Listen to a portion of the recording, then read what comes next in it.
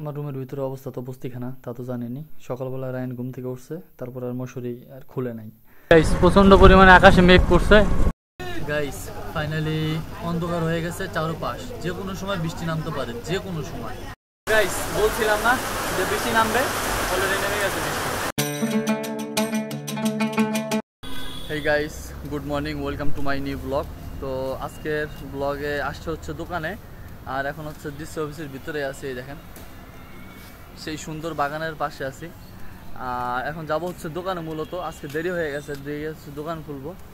তো আপনার সাথে থাকতে দেখছেন, আজকে ব্লগটা উপভোগ করুন।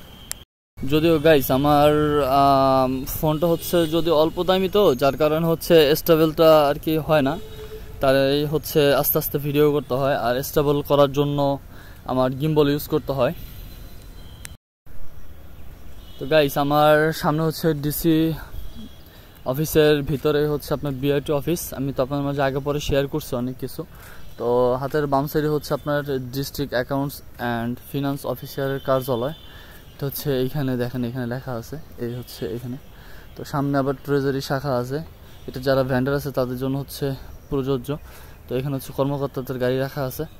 তো এই যে দেখতেছেন এই জায়গাটা, এটা হচ্ছে আপনার সম্পূর্ণ বিআরটি অথরিটির আন্ডারে। ভিতরে হচ্ছে এটা বিআরটির ফিল্ড। এখানে হচ্ছে আপনার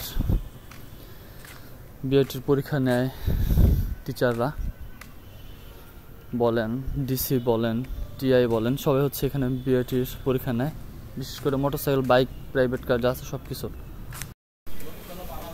তো ফাইনাল হচ্ছে চলে আসছে দোকানের সামনে, দোকান।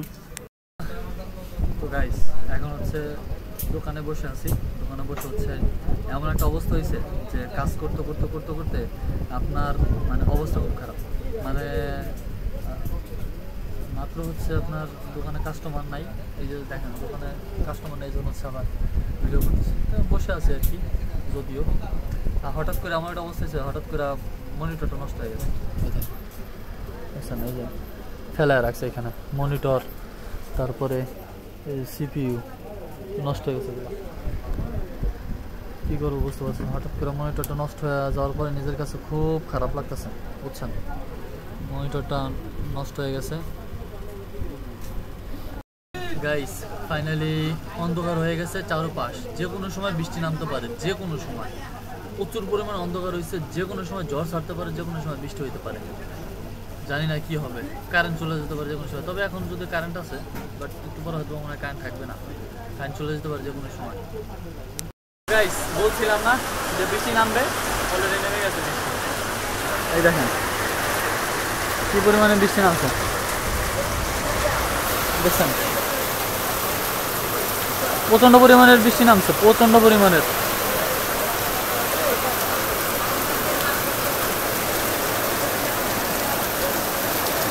দেখছেন কি পরিমাণে বৃষ্টি হইতেছে।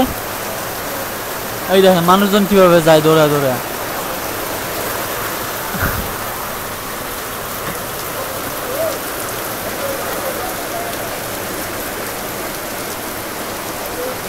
গাড়ি প্রচন্ড পরিমাণে বৃষ্টি নামার কারণে গাড়ি বেশ তো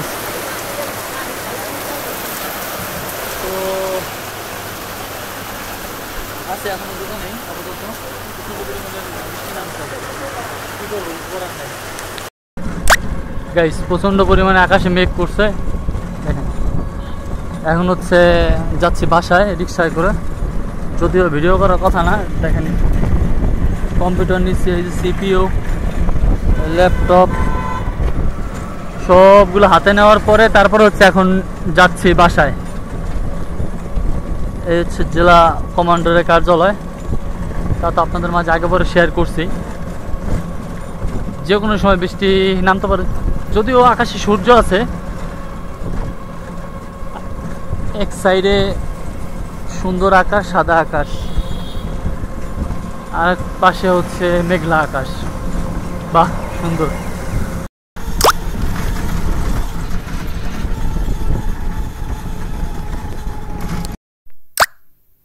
সো গাইস ফাইনালি চলে আসছি বাসায়। আর এখন হচ্ছে মানে এমন একটা অবস্থায় আছি যে কি বলবো, ভাবার বাইরে। তারপর আপনাদের মাঝে একটু শেয়ার করি।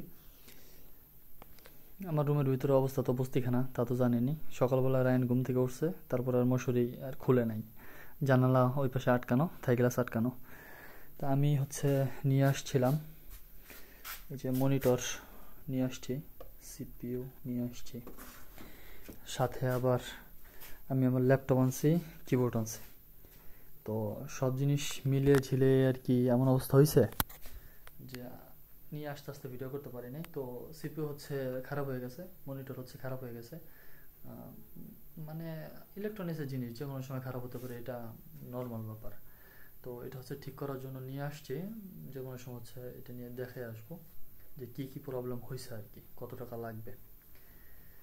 তো যদি পারি অবশ্যই আপনার মাঝে সেই ভিডিওটা শেয়ার করব, কত টাকা লাগছে ঠিক করতে, কি কি নষ্ট হয়েছে তাও আপনার মাঝে শেয়ার করব। তো দেখা হবে, আজকের ব্লগটা ছিল এই পর্যন্তই, দেখা হবে পরবর্তী নেক্সট কোনো ব্লগে।